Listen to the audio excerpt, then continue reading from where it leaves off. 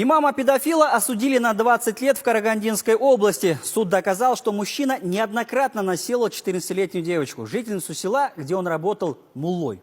В итоге подросток забеременел. Об этой истории впервые стало известно еще зимой, но все это время Духовное управление мусульман Казахстана хранило молчание.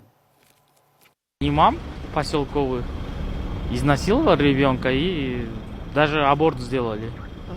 Я начал вот так проверять по своим каналам. Вот это все подтвердились. Это интервью было записано в январе этого года. Именно блогеру о случившемся сообщили жители села. Он обратился в полицию, но в мечети заявили, что имам уже не работает. И устные и письменные запросы в дом игнорировали. Однако следствие доказало вину 40-летнего мужчины. Как показали свидетели, в 2020 году имам снимал жилье у семьи потерпевшей девочки и помогал по хозяйству. В январе, пока родителей не было дома, он изнасиловал школьницу, которой на тот момент было 14 лет.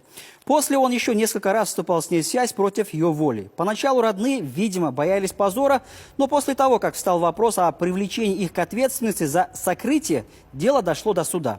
Процесс проходил в закрытом режиме в специализированном межрайонном суде по уголовным делам. Обвиняемый получил максимальный срок, предусмотренный статьей – 20 лет лишения свободы с отбыванием наказания в колонии максимальной безопасности. Ему пожизненно запрещено занимать должности, связанные с работой с несовершеннолетними.